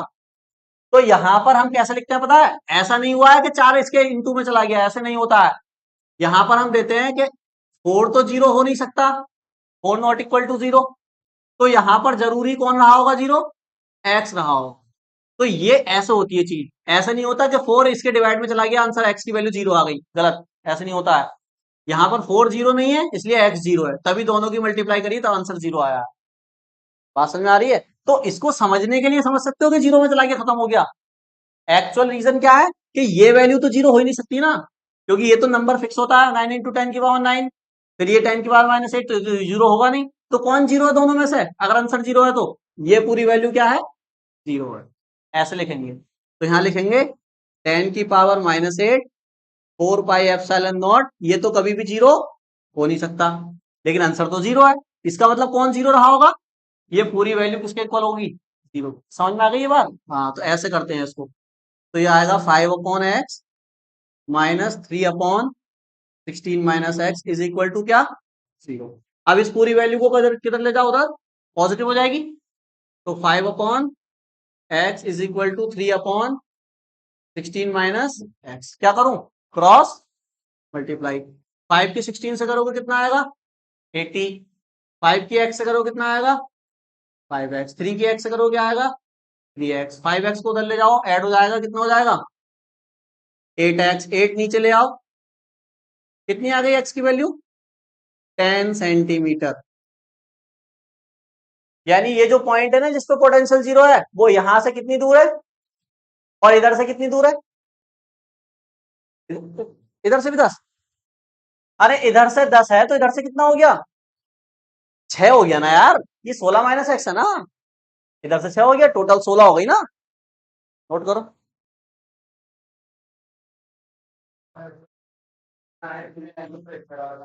है, हाँ, देखो मैंने क्या बताया, अगर दो वैल्यू की मल्टीप्लाई करके 0 आ रहा है तो जरूर उनमें से एक वैल्यू 0 होगी या दोनों भी हो सकती हैं। यहाँ पे 4 तो 0 है नहीं, तो जरूरी है x 0 रहा होगा तभी तो आंसर 0 आया है। वही कॉन्सेप्ट यहाँ लगाया है कि ये वैल्यू तो 0 हो नहीं सकती क्योंकि ये फिक्स नंबर होती है, इसकी वैल्यू कांस्टेंट होती है पूरी, हम जानते हैं। तो कौन सी वैल्यू 0 रही होगी, आंसर 0 है, ये वैल्यू 0 रही होगी, तो इसको इक्वल टू में 0 कर दिया। समझ गए, इसको नॉट इक्वल दिखा। और अगर नहीं कुछ भी समझ में आ रहा तो समझ जाओ, इसको डिवाइड में लेकर 0 कर दिया, खत्म हो गई कहानी। लेकिन वो शॉर्टकट तरीका है, एक्चुअल तरीका यही है।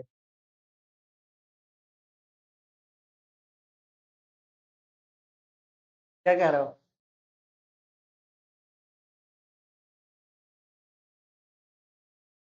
पी से बी तक क्या निकाला,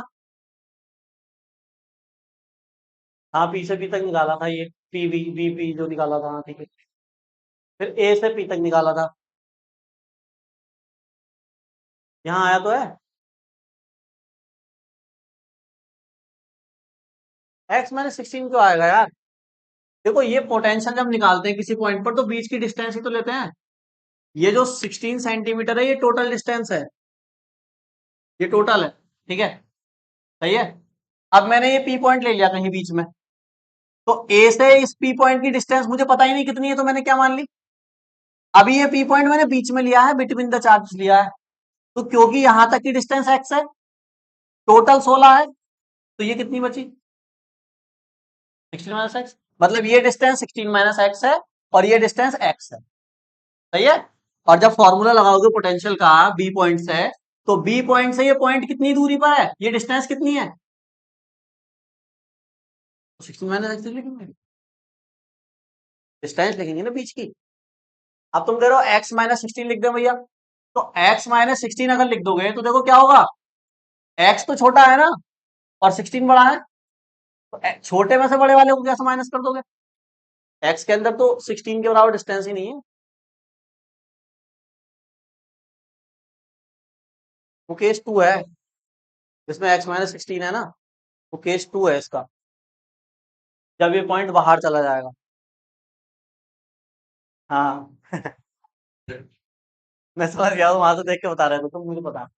अरे समझ गए, अब हम क्या करते हैं, देखो मैंने माना है ये पॉइंट अभी अंदर है, अब इस लाइन पे, तो इस लाइन पर बोला ना उसने, तो ये पॉइंट बाहर भी तो हो सकता है, पोटेंशियल बाहर भी 0 आ जाएगा, तो पॉइंट अंदर भी हो सकता है बाहर भी हो सकता है, तो आपको दोनों केस करके दिखाने पड़ेंगे, एग्जाम में आएगा। दोनों के लिए कहा है,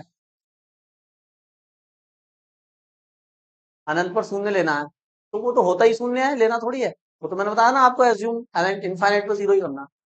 तो अब मैं क्या करूंगा केस 2 में, let the point eight which potential is zero outside the charges, between की जगह क्या हो जाएगा, आउटसाइड, बाहर हो जाएगा। तो देखो अब ये रफ करना पड़ेगा, है ना।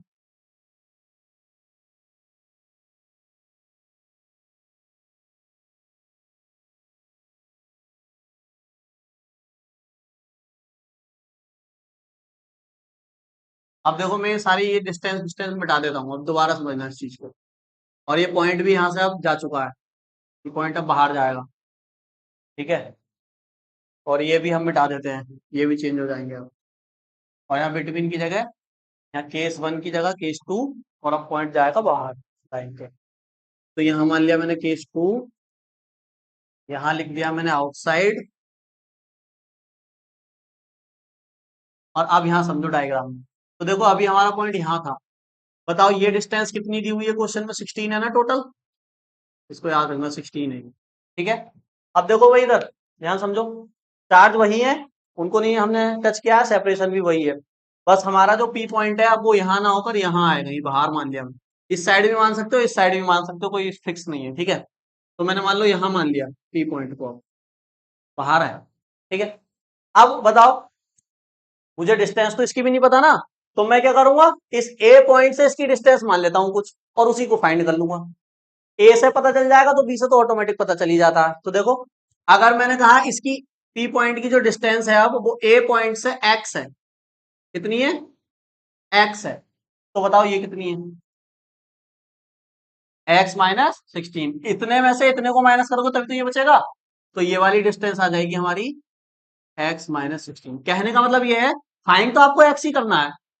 जब एक्स निकल जाएगा उसमें से 16 घटा दोगे तो बी पॉइंट से भी पता चल जाएगी डिस्टेंस। ए से तो पता चली जाएगी, जो एक्स की वैल्यू होगी वो ए से होगी, और एक्स में से 16 घटा दोगे तो वो बी से होगी। दोनों से पता चल जाती है, अगर एक से पता चल जाएगा। अब पोटेंशियल लिखवाओ, इसकी वजह से पी पॉइंट पर पोटेंशियल, तो लिखवाओ क्या होगा, 1/4 पाई एप्सिलॉन नॉट, Q1 से निकाल रहे हैं ना, तो Q1 डिवाइड में बताओ क्या आएगा, एक्स आएगा, इससे देखो पूरी डिस्टेंस एक्स है ना, ठीक है। इसका लिखवाओ 1/4 pi epsilon not Q2 upon, बताओ बताओ भाई, एक्स माइनस 16, बी पॉइंट से डिस्टेंस ये है ना, तो इसका ध्यान रखना है। बस फिर वही according to question, B A plus B B equal to zero, फिर वैल्यू रख देंगे, Q1 Q2 की वैल्यू रख देंगे, एक्स की वैल्यू निकाल देंगे। सेम वही कैलकुलेशन, सेम अभी जो करी थी। तो करो, अपनी अपनी कॉपी में करो। According to question at point P, B A plus B B is equal to zero. अब मैंने ये कॉमन भी ले लिया भाई, 1/4 पाई एप्सिलॉन नॉट कॉमन ले लिया, तो अंदर आया Q1/x plus Q2/x-16 is equal to zero. Q1 Q2 की वैल्यू रखोगे 10⁻⁸ कॉमन आ जाएगा, है ना। तो यहाँ क्या आया, 5/x प्लस, सॉरी प्लस नहीं माइनस हो जाएगा, प्लस माइनस 3/x-16। यहाँ फिर वही हम लॉजिक देंगे कि ये वैल्यू जीरो नहीं हो सकती, तो इसका मतलब ये वाली वैल्यू जीरो है। तो यहाँ लिखेंगे क्योंकि 10⁻⁸ 4 पाई epsilon not is not equal to zero, then 5/x minus 3/6x-16 is equal to zero. यहाँ से x की वैल्यू कैलकुलेट करो जल्दी। हाँ तो कह रहे हैं क्यूब है, उसकी साइड बी है, तो पहले उसको बना लेते हैं, देखो जरा।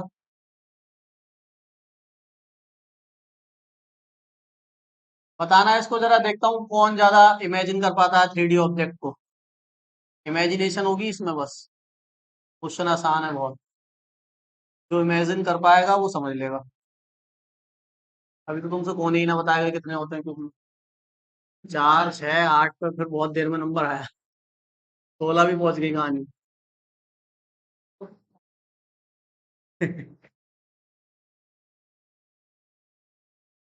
8 कोने होते हैं, 4 ऊपर 4 नीचे। अब 8 कोने हैं तो चार्ज भी कितने होंगे, फिर हर कोने पे एक चार्ज है, 8 ही होंगे ना। ठीक। कोने मतलब वर्टिसेस। देखो मैं चार्ज रख देता हूँ रेड रेड मार्कर से। देखो एक चार्ज यहाँ रखा है, एक कोना है, ये समझ गया ना। एक यहाँ रखा है, एक यहाँ है, एक यहाँ है, एक यहाँ है। ये रेड वाला चार्ज है, यहाँ है, और यहाँ है, और यहाँ देखो 8 हो गए। 1 2 3 4, 1 2 3 4, सही है। यहाँ भी आएगा क्या, तो बता, यहाँ आएगा। ये कौन आ रहा है, सही है। चलो बन रही है, दिमाग में शेप है, ठीक है। तो अब ये 8 कोनों पर चार्ज रखे हुए हैं। कितने गुलाम का बोला है कुछ, क्या बोला है? आवेश रखे हैं बस, मतलब क्यू मान लेते हैं फिर हम, है ना। मान लो क्यू चार्ज रखा है, हर जगह क्यू, इस पर भी, यहाँ भी क्यू क्यू क्यू क्यू, ठीक है। तो इसका सेंटर यहाँ कहीं होगा, देखो क्यूब का सेंटर। और इस सेंटर पर आपसे दो चीजें पूछ ली, ओ मान लेते हैं सेंटर को। इस सेंटर पर दो चीजें पूछी हैं। एक तो आप बताओ वी ओ, यानी पोटेंशियल कितना है इस पॉइंट पर, इन सब चार्ज का पोटेंशियल होगा इस पे, तो वो बताना कितना होगा। और ई ओ भी पूछा है। ई ओ क्या है, इलेक्ट्रिक फील्ड भी पूछ ली इस पॉइंट पर। तो पिछले चैप्टर में पढ़ के आए थे इलेक्ट्रिक फील्ड, वो भी पूछी है। कैसे करोगे बताओ। इसकी साइड बता दी आपको कितनी है, वी है। ये साइड बी है तो आप समझ गए सारी साइड इसकी बी बी होंगी। तो इसको अब आपको थोड़ा सा इमेजिन करना पड़ेगा ज्योमेट्री में। अगर आपने मैथ्स में ज्योमेट्री अगर आपकी अच्छी है तो आप बता दोगे। देखो मेन काम होता है, हम पहले पोटेंशियल निकालेंगे। हम क्या निकालेंगे पहले, पोटेंशियल। तो पोटेंशियल अगर निकालना है तो पोटेंशियल का फॉर्मूला क्या होता है हम जानते हैं, 1/4 पाई एप्सिलॉन नॉट। पहले एक चार्ज से निकाल दो ना भाई, एक से निकाल दो, फिर कितने से मल्टीप्लाई हो जाएगी, 8 से मल्टीप्लाई। 6 से कौन कर रहा है, 8 चार्ज है ना, 8 से मल्टीप्लाई। तो एक से निकालेंगे तो एक क्यू मान लेता हूं मैं। लेकिन यहां क्या आता है, नीचे क्या आता है बताओ, डिस्टेंस आती है। कौन सी डिस्टेंस आती है, चार्ज से पॉइंट की डिस्टेंस। चार्ज से पॉइंट की डिस्टेंस। चार्ज मान लो कोई भी एक चार्ज पकड़ लो आप, इसको पकड़ लो या इसको पकड़ लो, इसको पकड़ लो। तो इस चार्ज से इस पॉइंट की डिस्टेंस बतानी है आपको। जितनी यहां से होगी उतनी यहां से होगी, उतनी यहां से होगी, समझ पा रहे हैं ना। ये वाली डिस्टेंस और ये वाली डिस्टेंस बराबर है, 3D में अगर इमेजिन कर लिया हो तो। क्यूब है, क्यूब और उसके सेंटर पर रखा है ये यार। तो हर कोने से डिस्टेंस क्या होगी, जैसे ये रूम जो है ना इसको क्यूब समझो तुम। यहाँ सेंटर पर मान लो ये कैमरा है, तो इस कैमरे की डिस्टेंस हर कोने से क्या आएगी, बराबर आएगी। अगर ये सेंटर पर है तो आएगी, नहीं आएगी, है नहीं सेंटर पे, मान लो, लगा ना, मान लो। तो जो सेंटर है, तो कहने का मतलब ये वाली डिस्टेंस और ये वाली डिस्टेंस बराबर है सारी। तो एक को कैलकुलेट कर लो बस, एक को कैलकुलेट करके यहाँ रख दो, फिर तो 8 से मल्टीप्लाई हो जाएगी, सिमेट्री है सब जगह। तो बताओ ये डिस्टेंस कितनी होगी, मतलब ये वाली बता दो या कोई सी बता दो। ये वाली डिस्टेंस बी दी हुई है, ये भी है, ये भी क्या हो जाएगी, बी, ये भी बी, ये बी। बता सकता है कोई।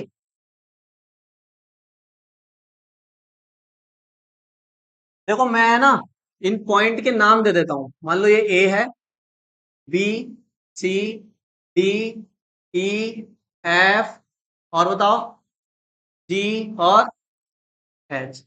नाम दे दिए मैंने। अब आप सबसे पहले ये देखो, देखो मैं किस तरह से जाऊंगा, देखो इस पॉइंट पर ध्यान से सुनना।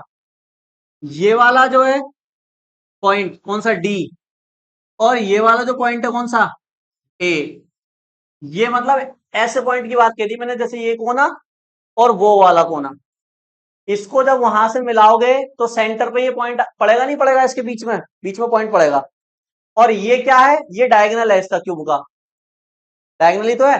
तो देखो बी और ए, अगर मैं किसी तरह बी ए वो सॉरी डी ए निकाल दूं, डी ए मतलब इसकी पूरी की वैल्यू निकाल दूंगा वहां से वहां तक, उसको आधा कर दूंगा तो फिर इतनी डिस्टेंस मिल जाएगी, एक कोने की। मिल जाएगी नहीं मिल जाएगी, समझ रहे हो ना क्या कह रहा हूं। तो अगर डी से ए तक की डिस्टेंस निकल जाए तो हमारा काम बन जाएगा। अब डी से ए तक की डिस्टेंस निकालने के लिए मैं क्या करूंगा, ध्यान सुनना। ये जो नीचे वाला सरफेस है ना, ये प्लेन वाला कौन सा, ए बी सी एच, इसको इधर बना रहा हूं, जरा देखो जरा। जो नीचे वाली प्लेट है ना, ये इसके ऊपर सेंटर है ना। इसको यहां बना दिया, इसका नाम क्या है, ए बी सी एच। इसमें बताओ ये साइड कितनी है, बी, ये कितनी है, बी। तो इसको नहीं निकाल सकते क्या, आप बताओ। ये मतलब ऐसे टेढ़ा दिख रहा है लेकिन है ये सीधा ही। इसको ऐसे बना सकते हो सीधा, ऐसे बना लो, लो स्क्वायर ही तो है ये, क्योंकि ये क्यूब है तो ये स्क्वायर ही होगा, जाहिर सी बात है। तो ए बी सी एच, ये नहीं निकाल सकते बीच वाली ये, अगर ये बी है ये बी है तो निकाल सकते हैं। ये क्या बन गया, राइट एंगल ट्राइंगल। तो पाइथागोरस लगा दो, बाय पीटी। तो इसका हाइपोटेनियस का स्क्वायर यानी एसी का स्क्वायर बराबर B square plus B square, ये कितना आ गया AC square, two B square. इतना ही छोड़ दो, स्क्वायर में रहने दो अभी से। तो मतलब आपने ये निकाल दिया, देखो ये चीज निकाल दी ना आपने, टू बी स्क्वायर। अब ये आपने निकाल दिया, अब ध्यान सुनना, ये निकाल दिया, ये पता है बी है, और ये मुझे फाइंड कर दिए, देखो यहां से यहां तक की डिस्टेंस। देखो अब ये और ये राइट एंगल ट्राइंगल नहीं बन गया, देखो यहां बना देता हूं, और ये, और यहां पे पॉइंट हमारा ओ है, ये जो पॉइंट है वो ए है, ये जो पॉइंट है वो सी है, ये जो पॉइंट है वो डी है। बताओ ये बात समझ में आई नहीं आई। अंदर उसके क्या बन गया, ऐसे, और ये राइट एंगल ट्राइंगल बना नहीं बना। इसमें हम ये निकाल चुके हैं टू बी स्क्वायर, ये हमें पता है कितनी है, वी। तो फिर से पाइथागोरस लगा देंगे। तो बताओ, ए सी आपने ये निकाल दिया है टू बी स्क्वायर है ना, और ये कितना है, बी। तो लगाओ जरा इसमें, ए डी के लिए पाइथागोरस लगाओ। ए डी स्क्वायर क्या आ जाएगा, ए सी स्क्वायर प्लस क्या, डी सी स्क्वायर। तो ए डी स्क्वायर निकालना है, ए सी स्क्वायर की वैल्यू डायरेक्ट रखो स्क्वायर में ही, कितनी है, टू बी स्क्वायर, और डी सी कितना है, बी स्क्वायर। तो ए डी स्क्वायर ये हो जाएगा थ्री बी स्क्वायर, स्क्वायर हटाओगे क्या लग जाएगा इस पे, रूट, तो रूट थ्री, और बी तो बाहर आ जाएगा। तो ये ए डी कितना आ गया पूरा यहां से लेके यहां तक, रूट थ्री बी। हमारा चार्ज है यहाँ कोने पर, और पॉइंट है यहाँ सेंटर पे।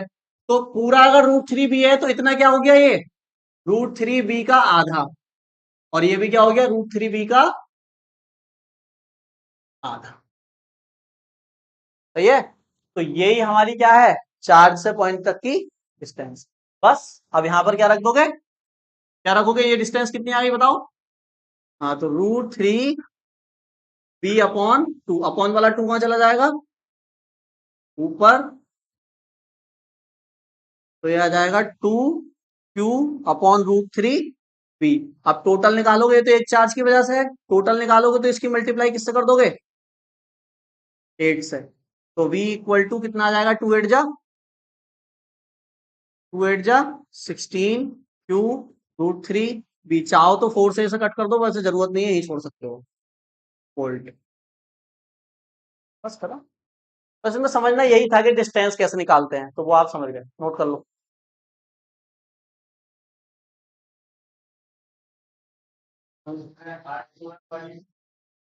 इसकी किससे करोगे और तुम बताओ, आठ की गुणा जब हमें इस बी नॉट से करनी है, तो किससे करना चाहोगे आठ की गुणा, बताओ, टू से ही तो होगी। यार सब मल्टीप्लाई में ही तो है ये, तो अगर ऐसे लिखोगे, सब इनटू में है ये। तुम कह रहे हो खाली टू से क्यों करिए, इससे भी करो इससे भी करो, है यार। थ्री की मल्टीप्लाई अगर मैं तुमसे कहूँ इससे करो, चार मल्टीप्लाई फाइव मल्टीप्लाई थ्री से, तो तुम इस थ्री की सबसे करोगे क्या। यहाँ मल्टीप्लाई का साइन होता है ना, तो मल्टीप्लाई केवल एक से ही होती है। अगर यहाँ प्लस होता तो फिर थ्री की सबसे होती, तो सॉरी तब भी नहीं होती, अगर अंदर प्लस होता तब होती। मल्टीप्लाई अगर करते हैं और इधर वाले भी मल्टीप्लाई में होते हैं तो किसी भी एक से कर देते हैं बस। तब मल्टीप्लाई में है ना ये भी, देखो। तो एट की या तो फोर से काट दो ऐसे, या एट की टू से मल्टीप्लाई कर दो। तब मल्टीप्लाई में होगा तो एक से मल्टीप्लाई कर दो, हो गया। सेकंड पॉइंट में क्या पूछा है देखो, ई ओ पॉइंट पर इलेक्ट्रिक फील्ड बताओ, बताओ कितनी होगी।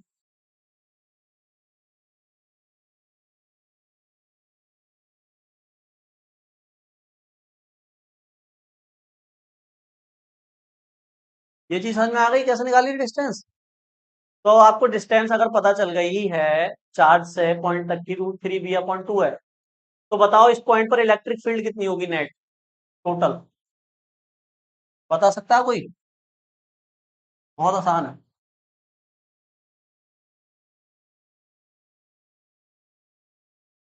इस पर इलेक्ट्रिक फील्ड बताओ।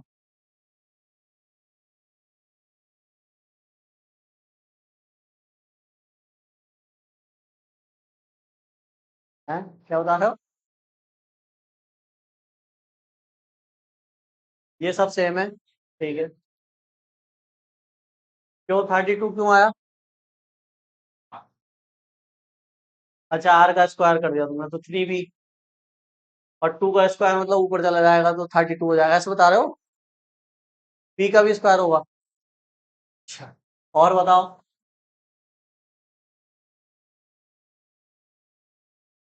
मतलब कहने का मतलब ये कह रहे हो आप? मैं मतलब लिख रहा हूँ है ना, मैं ये आंसर है ये नहीं बता रहा हूँ मैं, मतलब तुम्हारे जो बात कहना चाह रहे हो वो कह रहा हूँ। इसका स्क्वायर करके ऊपर भेजोगे ना, तो ये 4 हो जाएगा, 4 की 8 से करोगे ऊपर तो 32 आ जाएगा, है? और क्यू, और जब इसका स्क्वायर करा तो 3b², ऐसे कह रहे हो ना? इतनी इलेक्ट्रिक फील्ड होगी इस पे सेंटर पे, तुम बताओ। यही आएगी।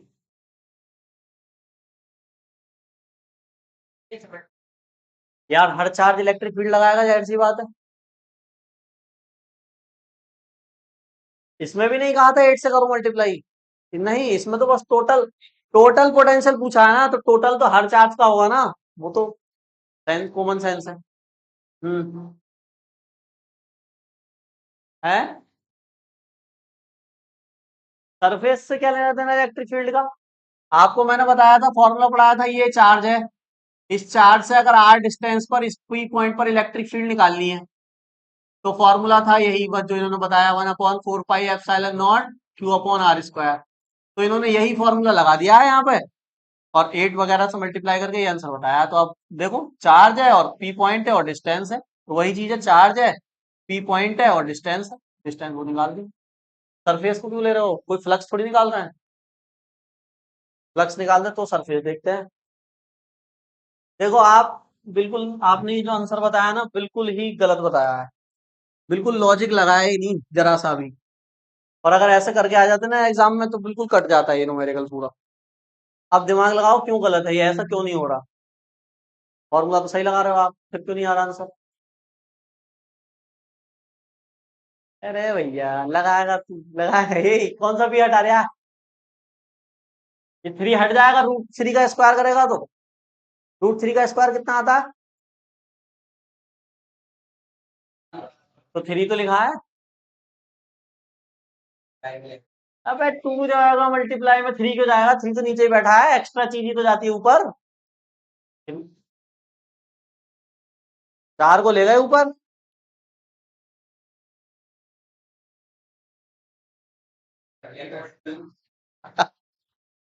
ये मैंने बिल्कुल क्रॉस कर दिया ना, इसका मतलब ना ये आएगा ना इस जैसा आएगा। तो मैं 84 64 कुछ भी कर लो, आप सब गलत है। क्यों गलत है? देखो ये क्वेश्चन इसीलिए पूछा गया ताकि इलेक्ट्रिक फील्ड को ना भूल जाओ तुम, इसलिए यहाँ दूसरे क्वेश्चन दूसरे चैप्टर में भी इलेक्ट्रिक फील्ड पूछ ली। बताओ ये पोटेंशियल कैसी क्वांटिटी होती है? Scalar vector. अरे स्केलर होती है। और इलेक्ट्रिक फील्ड कैसी होती है? वेक्टर होती है नहीं, इलेक्ट्रिक फील्ड की डायरेक्शन होती है नहीं, पॉजिटिव की बाहर की तरफ, निगेटिव के अंदर होती है। तो ये वेक्टर क्वांटिटी है। तो वेक्टर क्वांटिटी को, अब आपको अगर दो से ज्यादा चार्ज दिए हुए हैं तो क्या देखते हैं पहले? डायरेक्शन, कि नेट इलेक्ट्रिक फील्ड जा कहां रही है। तो यहां पर देखो, इस चार्ज की, ये पॉजिटिव चार्ज है, इस चार्ज की वजह से इलेक्ट्रिक फील्ड ऐसे बाहर की तरफ होगी, आउटवर्ड, इस पर डायरेक्शन इलेक्ट्रिक फील्ड की यही तो होगी। इसकी वजह, इस वाले की वजह से इधर, इस वाले की वजह से इधर, इस वाले की वजह से इधर। तो यहां पर अगर तुम 3D में इमेजिन कर पा रहे हो, तो हर इलेक्ट्रिक फील्ड कैंसिल हो रही है दूसरे चार्ज की इलेक्ट्रिक फील्ड से। जैसे मान लो ये कैमरा है, यहाँ जो चार्ज है वो इस पे इधर इलेक्ट्रिक फील्ड लगाएगा, बदले में वहां जो चार्ज है वो इस पे इधर लगाएगा, तो कैंसिल, खत्म। इधर वाला इधर लगाएगा, वो नीचे वाला उधर लगाएगा, खत्म। यहाँ वाला ऐसे लगाएगा, वो वाला ऐसे लगाएगा, खत्म। तो जितने भी चार्ज हैं उन सबकी इलेक्ट्रिक फील्ड क्या हो जाएगी? एक दूसरे से अपोजिट होने की वजह से कैंसिल हो जाएगी। तो जो नेट इलेक्ट्रिक फील्ड होगी सेंटर पर वो क्या आ जाएगी? फिर इतना नहीं बता पा रहे आप? सिंपल है, क्योंकि चार्ज सेम है ना और डिस्टेंस भी सेम है। अगर चार्ज में कह देता यहाँ 2q रखा हुआ है तो जीरो नहीं होगी, क्योंकि फिर ये ज्यादा लगा देगा। क्योंकि बराबर लगा रहे हैं और अपोजिट लगा रहे हैं और सेम डिस्टेंस पे लगा रहे हैं, इसलिए नेट इलेक्ट्रिक फील्ड सेंटर पर जीरो आएगी। बात समझ में आ गई? नेट जीरो है। तो लिख दो इसका रीजन, लिखो। लिखो क्योंकि केंद्र पर, बी पॉइंट में, क्योंकि केंद्र पर सभी आवेशों सभी आवेशों का वैद्युत क्षेत्र, सभी आवेशों का वैद्युत क्षेत्र बराबर तथा विपरीत है। वैद्युत क्षेत्र बराबर है और कैसा है? विपरीत है, इक्वल एंड अपोजिट। इसलिए केंद्र पर वैद्युत क्षेत्र शून्य होगा। इसलिए केंद्र पर नेट वैद्युत क्षेत्र शून्य होगा। नेट नेट वैद्युत क्षेत्र कितना होगा? शून्य होगा। बात समझ में आ गई? तो ये रीजन आप लिख देंगे और ई नेट क्या आ जाएगा आपका? जीरो आ जाएगा। ठीक है, अभी और भी करने थे न्यूमेरिकल, क्योंकि टाइम हो गया तो आगे कल कंटिन्यू करेंगे अब यहीं से, है ना? बाकी के न्यूमेरिकल कल करेंगे।